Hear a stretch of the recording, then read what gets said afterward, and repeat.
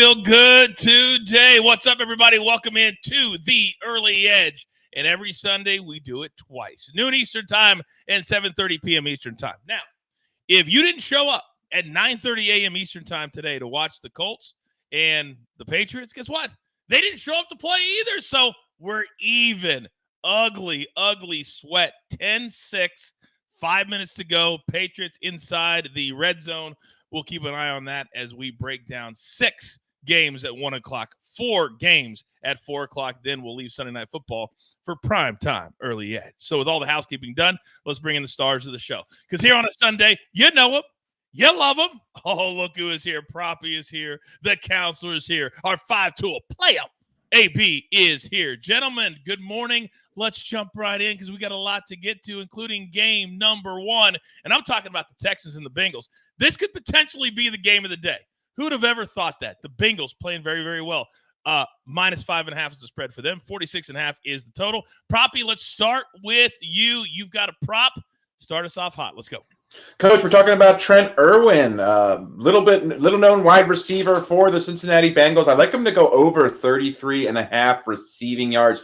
No T. Higgins. Jamar Chase certainly appears to be operating at less than 100%. This guy has been on the Bengals his entire career, has shown good chemistry with Joe Burrow, who is absolutely locked in right now. Joe Burrow is the highest projected from a yard standpoint quarterback in this week. His passing prop is set at 275 yards, facing a Texans secondary that is absolutely depleted, missing 3 of their 4 starters and some additional depth as well. So I like Irwin to fill in for T. Higgins. Last time Higgins missed a game, Irwin played almost 80% of the snaps, finished with double-digit targets and 6 receptions for well over 60 yards. So give me Trent Irwin today, Coach, over 33.5 receiving yards in what should be a shootout. It's all about diving deeper, ladies and gentlemen. That last little nugget, I hope you heard it. That last little nugget, I hope you heard it. By the way, while you were giving that takeout, Proppy, Mac Jones was doing Mac Jones type of things, throwing a horrible interception at the 2-yard line. So the Colts now have the ball less than 4 to play. That was awful. That's just awful.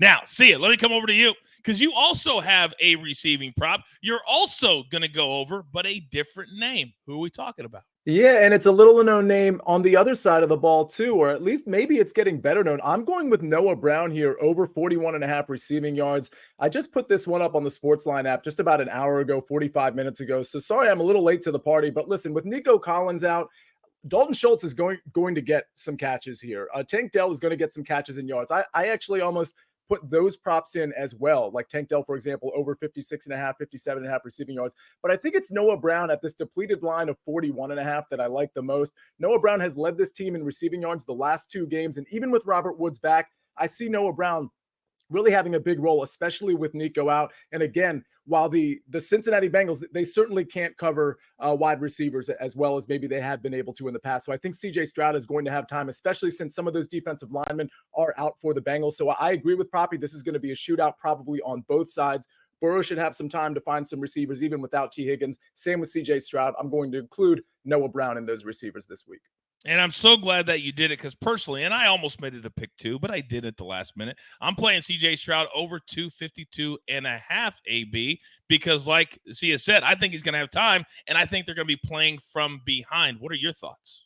These 2 teams mirror each other a lot, and they're both on fire. The Bengals have won 4 straight. The Texans are 4-2 in their last 6 games, and those 2 losses came on field goals at the end of the game. So it goes to show that both of them are playing well. Also, 2 quarterbacks from the Ohio State University. And if you look, at what both of these teams are doing, not turning the ball over, and they are putting the ball in the air and feeling good about it. A nugget here. Chick-fil-A is open on Sunday. Joe Burrow, in the months of November through January, he's won his last 12 straight games. This man, when November comes, does not miss. So, going to be a fun one today. Yes, it most certainly is. A couple of other plays from this game by the crew. RJ's on the Bengals when it was 6.5. It's now come down to 5.5. It's interesting that the public is backing the Texans a little bit here. And Uncle Dave is on Devin Singletary under 50.5 rushing yards, minus 114. Do not forget, thank you, Jared, to smash that like button for us. As you know, it really helps the show grow. And I can tell you this, because you guys have done it, coming up in the next, AB? 3 months, you're going to see a huge change. And I want to start using the word, I don't know, more. Great word. Is that a good word, AB? Perfect word. Rob, you think that's a good word for what our brand is going to be doing? Yes? Mm-hmm. I think so too. More. I like it. All right, game number 2. And I like this one. It's going to be a sneaky good one today, I think. The Saints playing really good football. They're top the NFC South.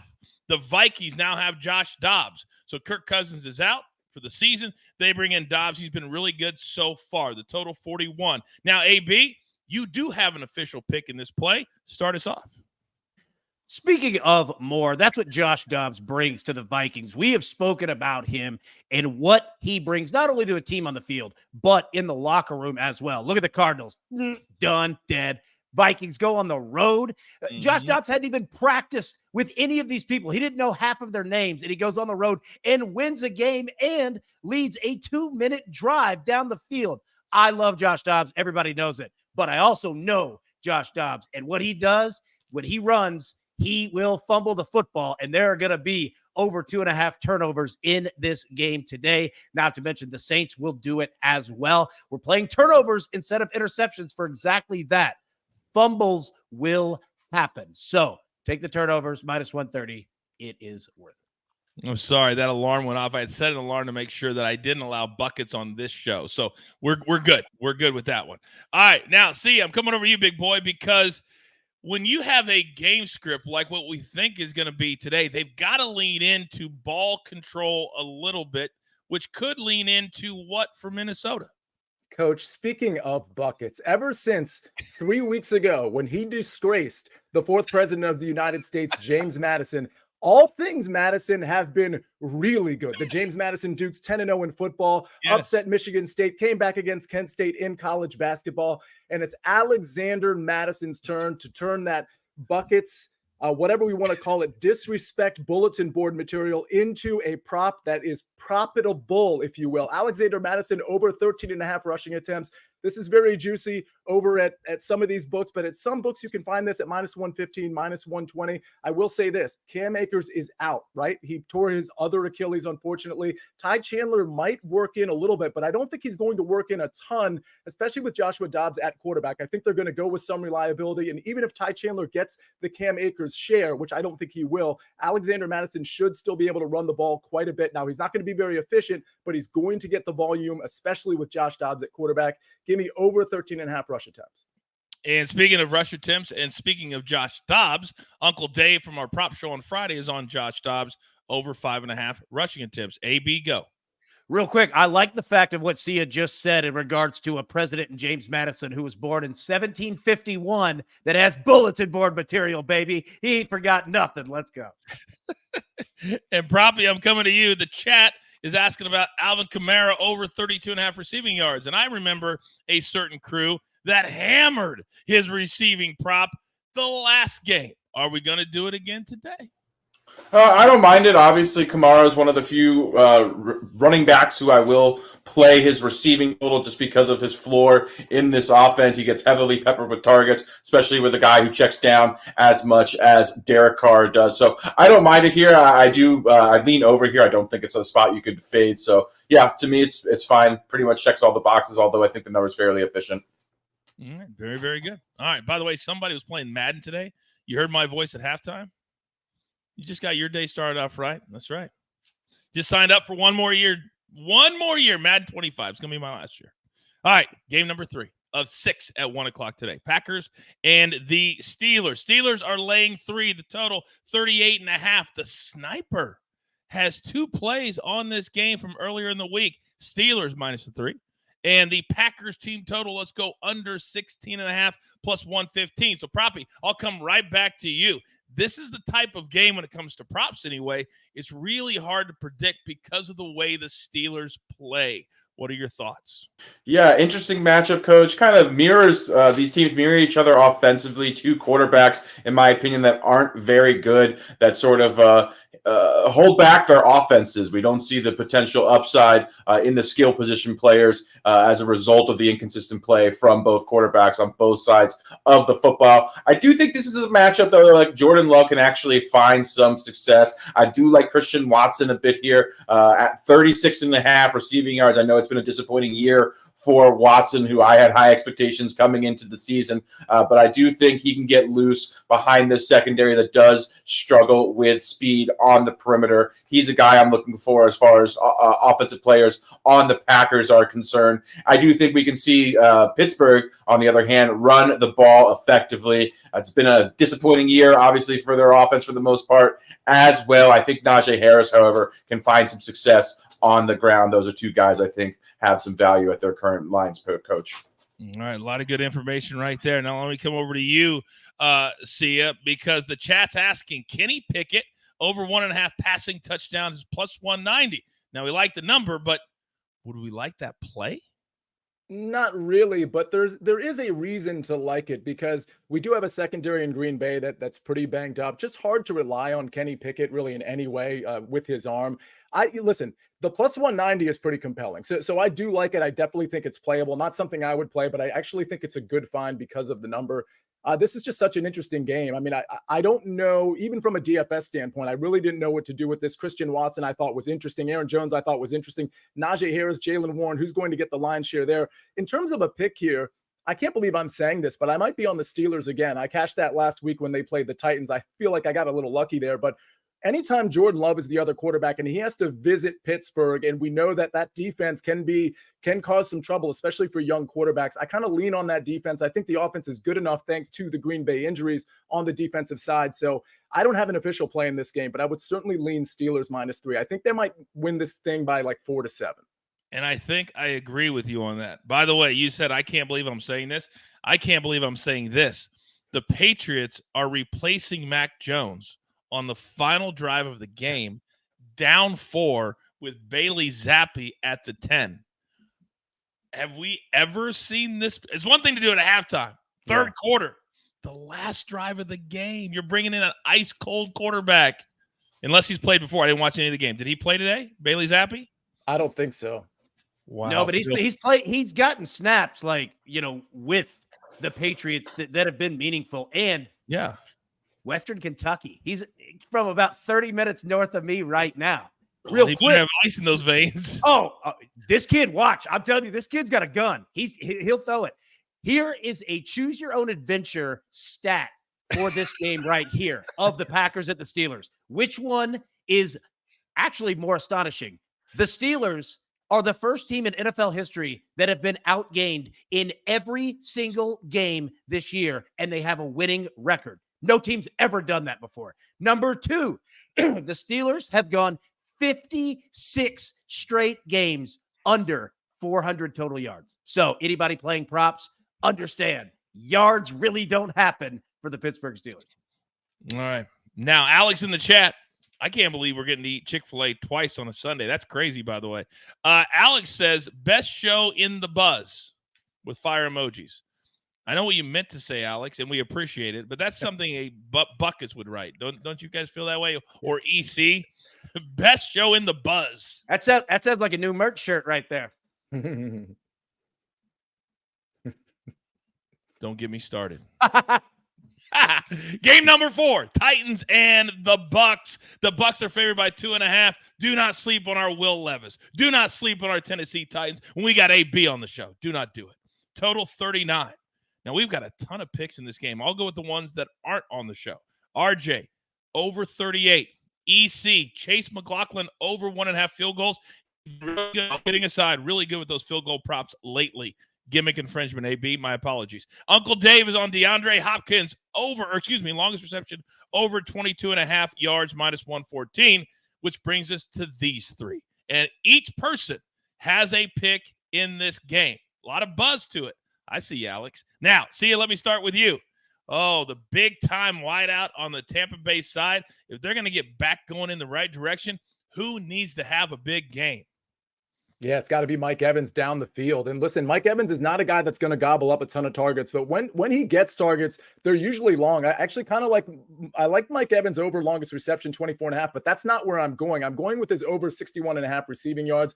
I don't think Rachaad White's very inefficient in general, but he's certainly going to be inefficient, especially in the running department, in the rushing department against the Tennessee Titans. So I don't think that's how Baker Mayfield and company win this game. It's down the field with guys like Chris Godwin and especially with guys like Mike Evans. This Tennessee Titans secondary is already bad. They're dealing with injuries. I don't know that Mike Evans is going to get 5 or 6 catches. I kind of think he will, by the way, but even if he gets 3 to 4, because we know Baker can target him long, and he's got such a height advantage and an athleticism advantage over these Tennessee corners.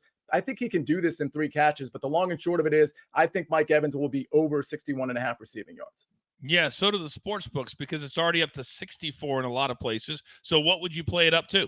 So it's a good question. Part of that is because Chris Godwin has sort of come down with an illness. He's going to play in this game. Obviously, I put this prop in 2 nights ago. So 61.5 is where I have it. I would play it up to 64.5. I think once it gets to 65.5, I'd probably lay off, but 64.5 is fine. All right, very good. All right, Proppy, let me come to you because on the other side, and I played this one personally because I got a notification, and it said, oh, PropStarz is making a play. Oh, I really like that because I follow the rules, and I do what I'm told. Who did I play this morning? Yeah, we're talking about DeAndre Hopkins, coach, going over 60.5 receiving yards. Love this spot for DeAndre Hopkins. I think a lot of what Sia just said is applicable here to D-Hop in this matchup. Facing a Bucs defense, that's a significant pass funnel. Teams choose to attack them through the air. They also have a depleted secondary, numerous injuries for multiple defensive backs. So this spot looks very good. Will Levis has really locked on to DeAndre Hopkins, giving this Tennessee Titans offense a big boost. Hopkins is playing extremely well all year. The issue for his production was really Ryan Tannehill early in the season, but we've seen a glimpse of his upside the last 2 weeks with Levis under center. So I love this spot for DeAndre Hopkins over 60.5 receiving yards today. I'm sorry. I was imitating Bill Belichick just now on the TV as what a shock. Bailey Zappi throws an interception to end the game right over the middle, right to the safety that he did not see because he hasn't played the whole game. Coach, I told you he'd come out. I told you he'd come out firing. This dude will just throw it. He fired it right to number 32 in white. Oh, he fired it all right. Yeah. What are we doing? Oh my goodness. Bill Belichick 2-8. Welcome to parity in the NFL. Welcome to the other side, Bill. Welcome to the other side. AB, I know you got a best bet in this one. Talk to me. The most important thing that everyone needs to know in this game today is that we found out that new Titans quarterback Will Levis, his nickname is Billy Jeans because everyone tries to type Levis in text messages and it comes up Levi's for the jeans, right? So that was the most important thing that we found out. Also, the Tampa Bay Bucs defense, Props mentioned it, pass funnel. They will give up yards constantly. Now, they can stop the run, though, and that's why we're going to go with Derrick Henry. And you say, wow, we can stop the run. No, Derrick Henry over 11.5 receiving yards today. Henry has quietly hit this number in 4 straight games and in 6 of 8 games this year. They will have trouble getting the run going because that offensive line is just atrocious. And quite frankly, the Bucs will do everything that they can to shut down the run. That being said, Derrick Henry does get opportunities and attempts receiving the ball. Usually hits this in 1 to 2 receptions. So there you go right there. Not to mention rookie quarterback on the road. Probably not going to be throwing deep too terribly much. He'll find the big fella there. I apologize, but I believe that you misspoke, AB. Did you say opportunities? Oh, I apologize. What I meant was opportunities. Thank you. Thank you very much. All right, now we're back where we need to be. Woo! I derailed the show. I apologize on that. It's okay. It's okay. It happens seemingly all the time. Not with you, of course, but with our other rugrats that run around here. All right, now the big question is, with 2 more early games to play, where are you going to make all these bets. We have been blown away, absolutely blown away by the response to BetMGM by all of you. New BetMGM customers can sign up today and get $200 in bonus bets. Just place your first wager of at least $10 and you will receive $200 instantly in bonus bets, regardless of your wager's outcome, with bonus code EDGE200, bonus code EDGE200. And when I said more earlier, I meant all of it. We are actively behind the scenes. We think about all of you, not just new customers, all of you. That's all I can say right now. A little tease. All right, game number 4. And potentially, gentlemen, this could be the game of the day. It really, really could. 49ers coming off a bye week. They've lost 3 games in a row. Are they still for real? Well, they got to face a Jacksonville team that is also on a winning streak. But the 49ers, interestingly enough, favored by 3, according to BetMGM. Total 44. C, I'm going to start with you because you have not one best bet in this play or in this game, but 2 best bets. What do you got? Yeah, this is one of those situations where you're right. This is a marquee game because each of these teams, I think, needs to make a statement. San Francisco just to be treading water as one of those NFC favorites, but also Jacksonville just to be taken seriously in the AFC. And we see by this line, they're not really being taken seriously. And for the record, I kind of get it. I'm taking San Francisco coming off the bye, getting healthier, -3. Trent Williams looks like he's going to give it a go, try to play at left tackle. That's going to be really important. Deebo Samuel is back. The one thing I love about this game is that the Jacksonville Jaguars, they just don't apply a lot of pressure. It's just not something they can do. And that means Brock Purdy is going to be sitting largely in a clean pocket. And when he has a clean pocket, if you look at his completion percentage, yards per attempt, all of those things, it's really good. So now he gets the compliment of having all of his weapons back and a healthier offensive line, although there are still some issues on that offensive line. I think they're going to be able to move the ball quite a bit. And that transitions actually into my second pick. I have my other pick in this game is Brock Purdy over 245.5 passing yards. And it's for a lot of the reasons I just said. Now, listen, Jacksonville will be able to push the San Francisco 49ers to some degree. But when it comes in that means that Brock Purdy will probably still have to throw. But the bottom line is you can't really run on Jacksonville. I do have to give them some credit. They force you to pass the ball. And I think Purdy, with all of his weapons, he's going to get so many chunk plays, not just to Christian McCaffrey, not just to Deebo Samuel, but also Brandon Ayuk down the field and maybe even George Kittle down the field. So all these chunk plays, if you look at his yards per attempt, especially in those clean pockets, I think he racks up some passing yards here. And I think he kind of makes a statement at the quarterback position again, especially coming off the bye. Really like this squad. You know why I love that play is because today San Francisco has to do whatever is necessary to win this football game. If that means throwing the ball, that's what they have to do. There's no more playing around. That's why I love this play. Now, AB, let me come to you next because you've handpicked 3 or 4 games this week, and you become really, really good at this, at predicting where all the turnovers are going to be. Is this another one? This is absolutely a game where you want to play turnovers, and I will tell you why. The 49ers on a 3-game losing streak. In those 3 games, Brock Purdy has thrown 5 interceptions. Now, you might say, okay, well, Jacksonville's defense is not that great. Well, you know, since week 5, they have 9 interceptions. This team and defense is picking the ball off left and right. Not the best defense in the NFL, but they are handling their business. So we're going to take over 2.5 turnovers at -115 because not only are both of these quarterbacks up for throwing picks, Trevor Lawrence will do it as well. But like you said, the 49ers, they have to win this game. And what do the 49ers do when they have to win a game? They use their defense and they hit you hard. They're going to be going after balls. They're going to be looking to not only tackle, but punch the ball right out. They're going to do everything that they can to create chaos. So I like over 2.5 turnovers here. Also, Christian McCaffrey has scored a touchdown in 17 straight games. One more, and he sets the all-time NFL record. It's insanity. So I don't know what the number is for any of these I've touched on. I'm sure it's -8,000, but yeah, man, there you go. There's also there's been somebody in the chat every single week that has said you can get a much better number if you play first half touchdown for Christian McCaffrey. And since he put it in the chat, he's been hammering me over the head on my Twitter. Coach, I told you, it's like 4 weeks in a row, a first half touchdown. It's a smart play. Honestly, if you look, and it's weird because Jim Harbaugh had coached both teams. They're very similar to Michigan. They score early and quickly. The first quarter, first half, absolutely. I love that play. Smart. Yeah. AB, thank you very much. Now, probably let me come to you. They're asking about Christian Kirk, who we've been leaning into a lot this year. His number is 53.5 in this game. Does Jacksonville get over on this defensive backfield?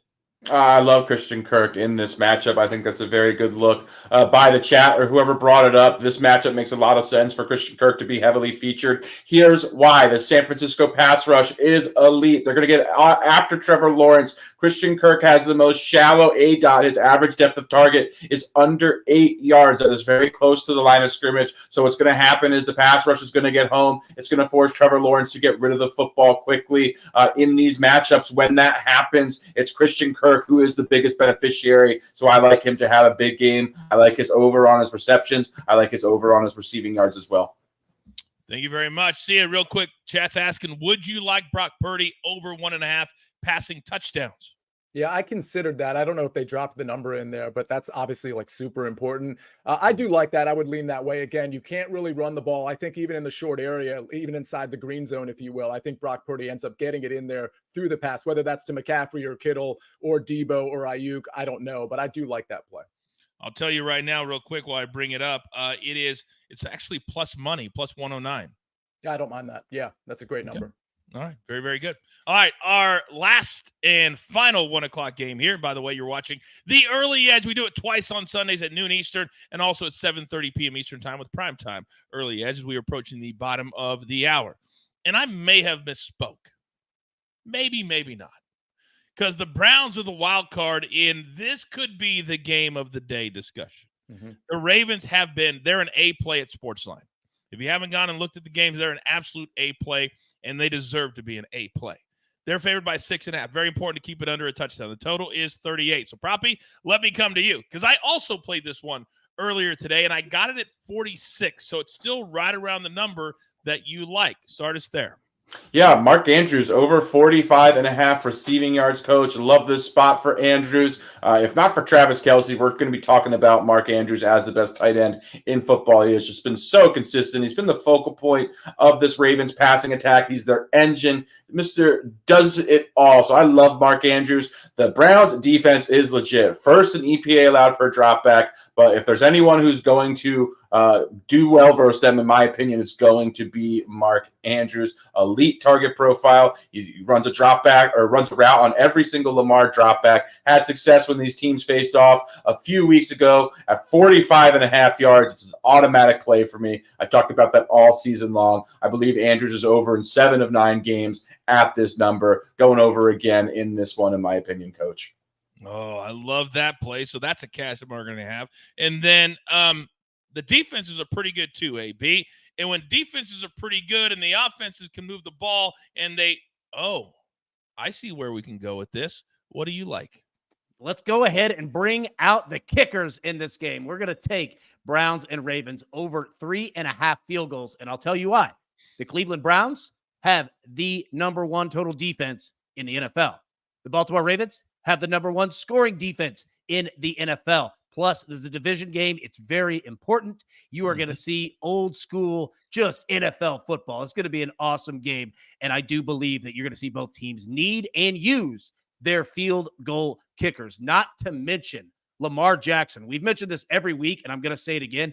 He is on an absolute historic tear in regards to his completion percentage. He's almost at 72% for the year. So when you look at guys like Mark Andrews, buddy, he is going to be throwing the ball to him right in the chest. Catch it with your hands. Let's go. That ball didn't touch the ground. They move the ball, but field goal kickers, 100% for that. It also doesn't touch the ground, Sia, as we've got 2 plays that I love when he's running the football. So I know you like a side in this game, but also I'm going to throw another one at you to answer as well. Lamar Jackson, 42.5, little juicy, minus 138 or so for his rushing yards. With this winning streak, he's done that too. Talk to me. I like it. I don't love the juice, so it's probably something I would lay off of. But with the amount of pressure that the Cleveland Browns defense will create, I do see him scampering even outside of the design runs that we are sure to see. With all that said, the reason I have an official play on the Ravens minus 6.5 is because of that pressure. He handles pressure so well. And if you heard what AB said about that completion percentage, don't forget, there have been plenty of games where the receivers have dropped a ton of balls. That completion percentage should be even better. But what I love about Lamar, not only is he throwing it well, but he's dealing with pressure really well. And I don't think I can say that on the other side. Let's talk about the Ravens defense, especially at home. They have dispatched really good quarterbacks. We saw Seattle completely struggle. We saw the Detroit Lions completely struggle. Now we have Deshaun Watson, and we're not exactly sure where he's at. I mean, last week people are saying, oh, he had a pretty good game. Well, that was against Arizona. Good luck at Baltimore. Let's see what happens there. This Ravens defense is healthy. They're frenzied. They're going to wreak havoc. And I just don't think, even if the Ravens don't score a ton, I don't think Deshaun Watson really gets up off the ground in terms of his stats. And I think we're going to see the Ravens defense create some short fields. Give me the Ravens -6.5. You want to know what I did? See, and I'd love your feedback on this, is I put the Ravens in a teaser with the Jags. So I have the Ravens at at -0.5, and the Jags at +9. Do you like that? Well, no, but that's only because I do think there's blowout potential with the 49ers. Listen, I like the 49ers a lot. I think their stock is so low, and I think the Jaguars stock is so high. So I'm in a situation where I could see San Francisco clearing 10 points. Now, you're on the right side of the tees with Jacksonville, because you're going through plenty of key numbers there at 9. So, I mean, I don't like the theory behind your tees. I'm just so on San Francisco today, even though, to your point, there are plenty of sharps on the Jacksonville Jaguars. So, again, those same sharps were probably on the Steelers when they played San Francisco week 1. And how did that work out? So I'm hoping I'm right a second time on the Niners here. And to think, boys, just to think, I was going to let Sia host Primetime Early Edge tonight. And then he had to go and disagree with me. Big Cheesy says, ha ha, coach's face. See, sometimes I forget that we're even on a show. Like, this is just every day for us. So I don't even realize what my face does. Coach, here's one thing for you real quick. The 49ers in this 3-game losing streak, been scoring under 20 points, all 3 of them. So if that offense doesn't show up, +9, solid, man. Thank you, AB. Would you like to host Primetime? I'm kidding. All right, throw up the early slate up on the screen because we do everything differently here at this brand. So here are our early plays. Soak them in. We're going to leave them up on the screen for just a little bit as we get into the 4 late games today. Just soak them all in. Now, this one's interesting because the Fighting Kyler Murrays, please stand up. I wonder how Kyler Murray feels right now, that he's walking in to a season that's already lost. He's been fighting to get back from injury on a team that absolutely stinks. And here comes the Falcons. -2.5, still alive in the NFC South. 1 pick from the crew. EC is on Bijan Robinson over 56.5 rushing yards, which means, Proppy, I'm coming right over to you because nobody, and I repeat, nobody loves Bijan Robinson more than you. Do you like him today to help the Falcons get this dub? It's certainly a good matchup against this Cardinals run defense, coach. That is subpar. It's just been so frustrating from a usage standpoint. Arthur Smith, just the way he's utilizing Bijan in the backfield. He's just unwilling to give Bijan a significant workload. He's capped around 12 to 14 rushing attempts. I do think Bijan obviously possesses the talent, the breakaway ability, the elusiveness to easily eclipse this number given just 12 to 14 carries, but we're just not seeing the upside of Bijan. If he had a big workload and you allowed him to play over the duration of the game, handle 18 to 20 carries, we'd see some monstrous games, but it's just not going to happen in this offense right now for whatever reason. So I do lean over on it. It's hard for me to confidently back Bijan, knowing the fact that Arthur Smith is just not going to take the reins off him, and he's not going to see more than 12 or 13 carries. Frustrating is such a great point. It's almost like he's trying to change the world of running backs. If I save him, then I can use him long. Oh, but yet we're losing because we're not using him. Oh, very frustrating. Now, Big Cheesy had a good point. Sia going to have a show after Maestro Late Night Locks at 2 a.m.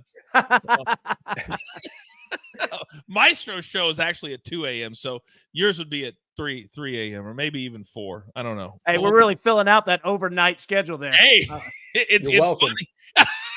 He says you're welcome. And Dominic says, please don't leave YouTube. Oh, Dominic, whoever said anything about leaving YouTube? Don't worry about that. No, don't even worry about that. I said more. Think bigger. Think more shows. Think TV. Oops. what was that? Oh, nothing. I get excited for the Sia Nejad show at 4. Yeah, hey, me too. All these little nuggets being thrown out today. So Sia, talk to me here, because Atlanta has been a team that is just we don't know what to do with them. What do you want to do with them? Yeah, this is a strange game. It's part of the reason I don't have a pick in this game because there's so much unknown with Kyler Murray, with what like Bijan Robinson's workload is going to be, how Taylor Heineke's going to play. Drake London, he's fully healthy. How many targets is he going to get? Jonnu Smith versus Kyle Pitts. Like, there's just so much unknown. But with all of that, I kind of like the Atlanta Falcons here because I don't think we're going to see like the full go, super comfortable Kyler Murray here. He does have some weapons that he is going to throw the ball to, whether it's Trey McBride or Marquise Brown or a host of others. Maybe Rondale Moore gets in the mix. So I do think they can be dynamic, but if I had to make a play, and I don't, I would take the Falcons here. By the way, one quick thing on the recap screen for the 1 o'clock games, because I got that Noah Brown pick in late on SportsLine, on the app, on sportsline.com. That wasn't on the recap screen. So you saw 5 picks for me. Don't forget about the Noah Brown one, over 41.5 receiving yards. That's why the chat is like, Sia just slinging picks all over the weekend this weekend. You're damn right he is. That's why he's 1B, baby. Let's go. Now, AB, in the chat, I just had someone I was going to – I'm touting Sia, and I can't remember what I was going to ask you. But let's just stay right here. Because when we're looking at Atlanta, what Sia just said, it's hard to say. I know what I was going to ask you. It just came back to me. Japan says Kyler Murray over 23.5 rushing yards, sledgehammer time. Maybe, but AB, what injury did he just come back from? That's the scary part. But he will lean on his legs. Like, I like the play. Honestly, I do. Any other quarterback in any other situation, I would absolutely stay away. However, 2 things are going to help you out here. 1, the Cardinals have lost 15 of their last 16 games. Number 2, this season alone, the Cardinals have a negative 60-point differential in the 4th quarter alone of games. The 4th quarter, minus 60. They get blown out in the 4th quarter, meaning Kyler, all he's going to have left is running. I like it. Japan, do it. All right. There we go. Because he's not going to be kneeling to end this game. I assure you on that one. That's probably true. Quick question for Sia. Fantasy lineup. Played London Madison or Javonte Williams? Which 2? You only gave us 2. I mean, no, he's saying London Madison or Javonte, like Drake London Madison. Oh, he's breaking that up. Got it. Okay. I was like, I never heard of London Madison before, but okay, go ahead. Yeah, that's a super tough question, to be honest with you, because I don't know what Drake London's workload is going to be in this game. It's such a vulnerable Cardinals secondary. I'd like to think he's going to get a lot of workload. I'm leaning Madison and Javonte Williams, but if you don't like that, it would be Drake London and Javonte Williams. I think you got to play Javonte against Buffalo. And when is your fantasy show every single week? Tuesdays and Fridays. Tuesdays at 11 and Fridays at 11. Oh, no, excuse me. Tuesdays at 10:30, Fridays at 11. Sorry about that. I encourage you, turn on your notifications. The man is an absolute genius, and he's on our team. And we like to keep it by the book every single day. All right, now, Lions and Chargers. This could be the game of the week. Lions are laying 3 on the road. They're coming off a bye week. So important. The Chargers are just trying to figure out who they are. Yeah, you can beat up on the Jets, but what about when one of the top teams in the NFC strolls into town? So, Proppy, I'm coming over to you. Because usually when we see Austin Eckler, he is cashing tickets for us. But last week, I've never seen a first half like what he had and then does nothing in the second half. What do you see for Austin Eckler today? 3 official drops last week for Austin Eckler, coach. Very, very frustrating when we had his receiving yards over there. But I digress. I'm going to take a shot at Austin Eckler's rushing yards. I like fading them, coach. Under 48.5 rushing yards for a variety of reasons. First and foremost, this Detroit run defense is very good. They've allowed 2 running backs to eclipse 60 yards this season. The Chargers just frankly don't run the ball very well. And Austin Eckler doesn't run the ball between the tackles very well either. He's also being heavily utilized as a receiver, which is really the strength when we're talking about his skill set, one of the more versatile running backs in the NFL. He's a matchup nightmare, catching passes out of the backfield. We know this Chargers offense is without Mike Williams. They're without Joshua Palmer. That's two of their top three receivers. So they're going to have to heavily utilize him in the short area passing game. As a result, I think we see minimum rushing attempts for Austin Eckler. That's why I like fading him in what is a very tough matchup against a very good Detroit run defense. And Taylor agreed with you. He said he screwed a lot of us last week. Tom from Pittsburgh says, I like the under in the San Diego-Detroit game. I like the under in the L.A.-Detroit game as well. Interesting. Now, Maestro's on the Lions when it was 1.5. Watch our mega preview Tuesdays, 4 p.m. Eastern time. A-Mag's dipping his toe into the NFL water. He likes Lions on the money line, minus 135. So, I'm going to come over to you, big boy, because I want to know which side of this game you are leaning into. Yeah, I almost put a pick in on the Lions. I know there was a lot of people at SportsLine. We had a Monday show where we were talking about this game too, and I think it was A-Mags who brought up the Lions money line and Sam Laporta props, which I loved both. This one, I really like the Lions here. I mean, the Chargers are getting some attention. I just think the Chargers are such a mirage. I think at the end of the day, we're looking at a Lions team that's going to be very comfortable in SoFi from a condition standpoint. They're pretty healthy on offense, especially with David Montgomery back. They can hit you with the run and the pass. And the Chargers have proven to us, this is a little ride down narrative street, but they've proven to us that they will crumble at a certain point. Honestly, I don't think Justin Herbert looks right. And without Mike Williams, without Josh Palmer, this offense just isn't clicking as well. And that's very understandable because guys like Quentin Johnston haven't really stepped up quite yet. So I'm on the Lions here for sure. I just got a text why the counselor was giving us that take. And I want to read it to you, AB. And you can guess who it's from.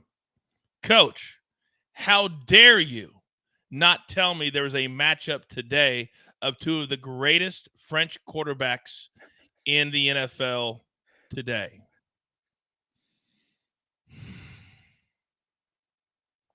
AB, I didn't even think about this. Jerry Joff and Justin Herbert. Your thoughts? I would like to go ahead and really just celebrate Bastille Day with Jared Goff and Justin Herbert here. But, fellas, both of you do not need to celebrate all that much because the Chargers are tied for the second most sacks in the NFL this season, and the Lions defense is the fourth best in the NFL at pressure percentage on the quarterback opposing them, obviously. So you're going to see both quarterbacks under duress. You're going to see very difficult times to run the football because they're pretty good defenses, Detroit, especially on the ground. So if you like either of these French quarterbacks, thank you, by the way, for the Statue of Liberty. We do appreciate that. Look towards attempts and completions because they're both going to have to throw the ball a lot today. All right. Maybe with the savage roll on that R. And hey, better. Thank you, Joe, for that. By the way, for those of you who haven't hit the like button, and there are many of you, because we always have such a big audience, but yet you're always so lazy. Getting ready to start throwing punishments out if you don't start doing your jobs. Now, we got 2 more games to get to, and then we're going to watch games all afternoon and cash tickets. So this game you may not want to watch, however. Right, Sia? No. Right. That's correct. It's now gone above that so important spread number of 17 that we see all the time. 17.5. The Cowboys are favored by today over the Giants, who are using a quarterback that if you walk up to 1,000 people on the street, A, they won't even know he's a quarterback. B, they won't even know where he played football at. I promise you. Proppy, you are on a pick in this game, and it's a get-right spot for a lot of people, but particularly who? Tony Pollard, coach. I like him to get into the end zone. I like his anytime touchdown prop today. You can find this in the minus 140, minus 150 range. I think the juice is worth the squeeze here. I think he scores a touchdown probably in 65 to 67% of the time, making his implied probability of value at this price. It's been a tough season for Tony Pollard. Last year had the breakout campaign. Everyone and their mother was asking for more touches for him. What do the Cowboys do? They get rid of Ezekiel Elliott. They cut him in the offseason, hand the keys of the backfield to Tony Pollard, and he comes out and he's one of the least efficient running backs in football. But I still think he can salvage his season over the second half of the year. He has a matchup from the gods against this New York Giants defense that can't stop the run, can't stop the pass. You mentioned it, Coach. They're nearly 20-point favorites. They are going to run the ball in this matchup. Coincidentally, the only 2 touchdowns that Tony Pollard has scored were in week 1 against this same Giants defense. I think they get the ground game back on track today. I think Tony Pollard finds the end zone. Did you say from the gods? That's all I can think of. From the gods. I don't know why that just popped in my head. I love that scene. AB, we just kind of teased your pick a little bit there graphically on the screen. So I know where you're headed, but I need you to tell me why we're headed there. Well, first off, I would like to reach out to StreamYard for putting up the wrong graphic there, even when I clicked the right button, and it just went to it at the end there. So apologies, everyone, for the massive confusion on that one. However, it is not going to be from the heavens today for our young son, Tommy DeVito of the New York Giants, because it is going to be a disaster. Over 2.5 turnovers. I don't even know why this number isn't minus 500, because the Cowboys have an 11-game winning streak at home. Dak Prescott has won 11 straight starts versus the Giants, and that's when they have actual real quarterbacks playing for the Giants. Dallas is going to be all over the Giants today, meaning the Giants have to play from behind, and they're going to have to throw. You can't run Saquon Barkley, because if they do, they're going to punt it 641 times in this game. So I'm taking over 2.5 turnovers, because Dak will turn one over too, because they'll just be playing and having fun. But that said, this is going to be a nightmare for the Giants. Absolute nightmare. I think one angle that I've leaned into AB and Proppy, and listen to Proppy, we talk about Tony Pollard. See, I think that Dak Prescott's, and I don't have the number right in front of me, his under in pass attempts could come into play today, because I think this might be a get in and get out spot for the Cowboys. Your thoughts? I totally agree. I think he'll be efficient passing the ball, which will lead to even fewer pass attempts, because they'll be scoring off that efficiency. We know that Dallas Cowboys defense likely to score or create a short field for guys like Tony Pollard. And don't forget, if you want a weird anytime touchdown, Rico Dowdle's going to get in there. I promise you that. I don't promise you that. I really think he's going to get in there, though. I think this game could be like 39-0. Take the over at 38.5. But the long story short, I'm looking at maybe 34-6 here. I just don't see how the Giants score. I mean, that's really what I'm struggling with. If you think Dallas, their implied point total is in that 28 range. If you think they're going to score between 24 and 30 points, let's say 27, the Giants have to put up at least 10. I don't think they can put up 10 points. I really think this is like a 31-6 type game. So, yeah, it's all Cowboys for me.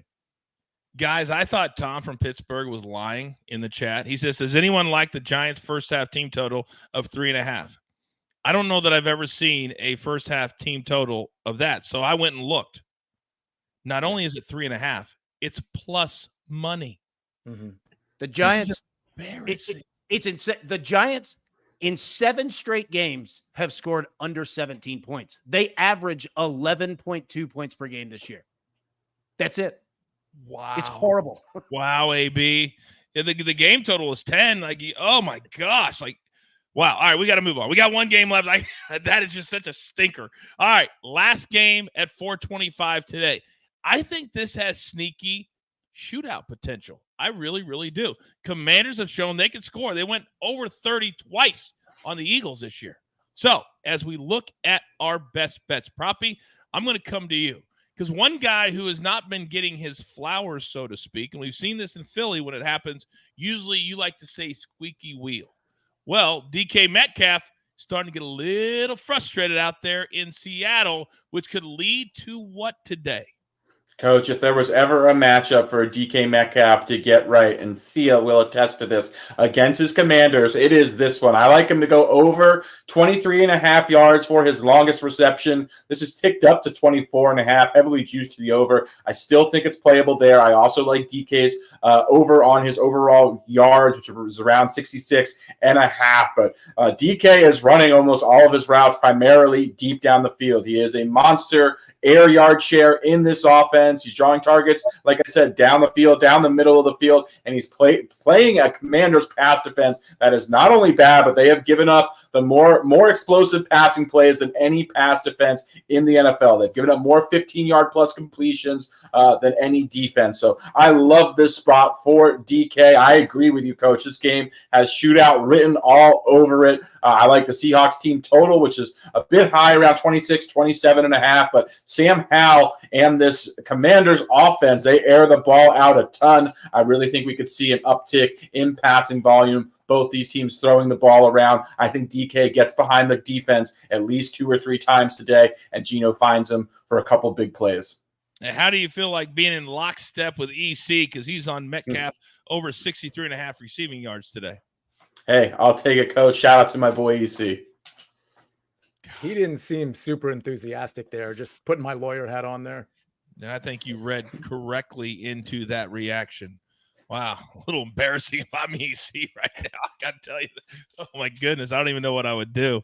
Oh, what up, EC? I know you're watching. Now, we have DK Metcalf locked up. But Sia, let me come over to you, because there are several other weapons. But when I look at the number, the 6, I don't know whether to buy a point up to 7 and go Commanders or play Seattle, play the over. I'm confused. Help me out. Yeah, I think teasing down Seattle or putting them in a money line parlay with something that you like, maybe it's the Ravens, which I liked earlier. I think that's probably the play. I'm really impressed with what Sam Howell's done over the last 2 weeks. He's getting the ball out a lot faster, and that means a couple of things. One, it means he's sort of in sync with Eric Bieniemy in that offensive system. But 2, it means he's probably processing things faster, particularly pre-snap. And that is a very, very good sign.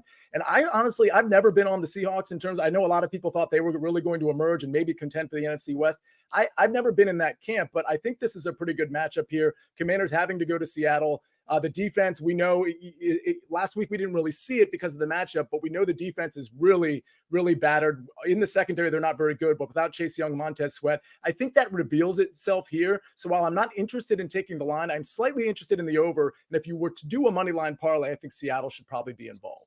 I think that's really, really smart. Another team that I'm looking to for a teaser as well is the Raiders, if you want to throw them in with some of the other games we talked about today. So we've talked about a lot of things. AB, let me come to you, because Big Cheesy says best way to get ready for an NFL Sunday is watching the early edge. No show on cable comes close.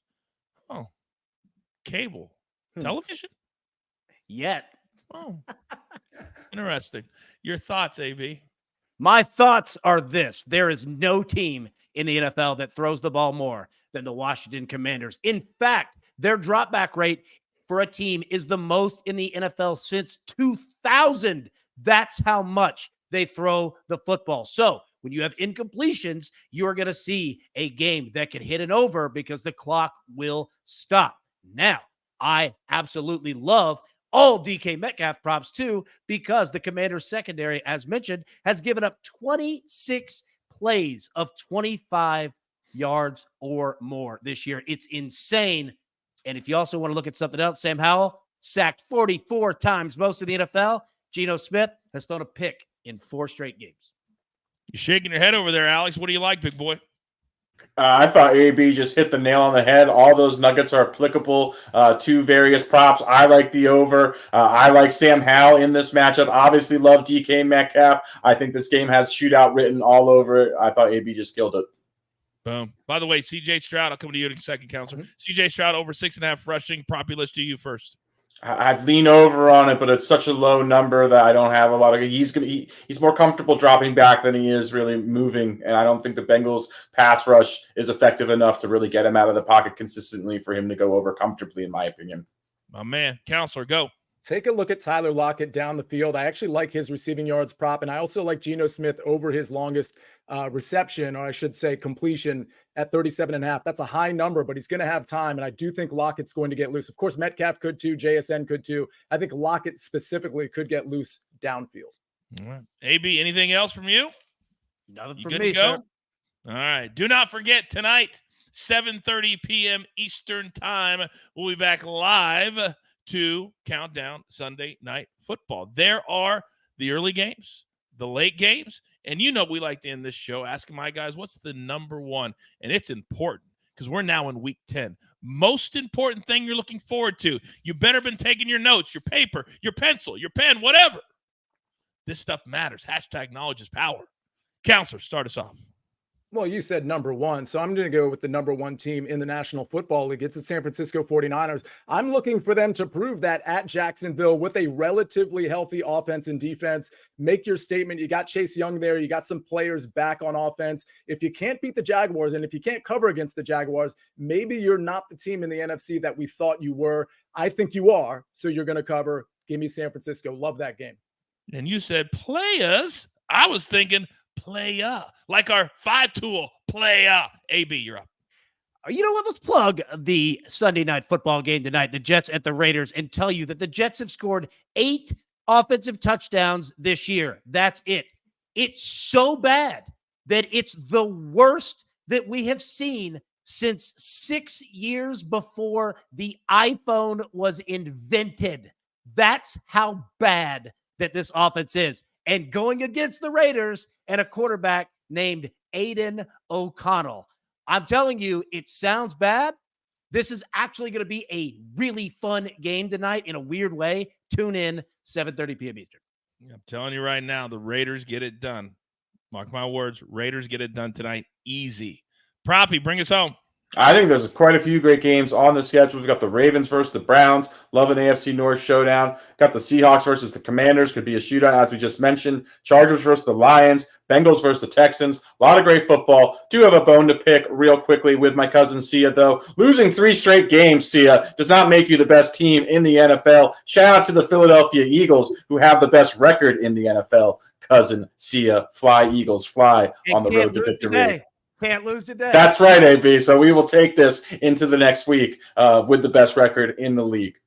Wow. I don't know how I feel about my guys not getting along, little dissension in the ranks. I don't know how. I love it. I absolutely love every single second of it. All right. It's time to go get busy.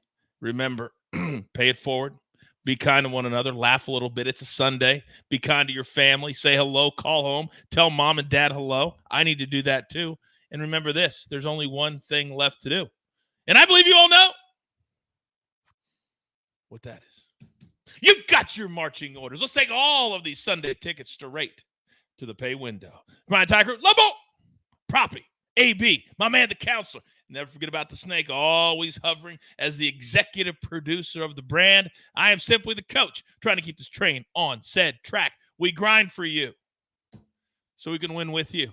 It's truly what we're all about right here at the Early Edge. Good luck.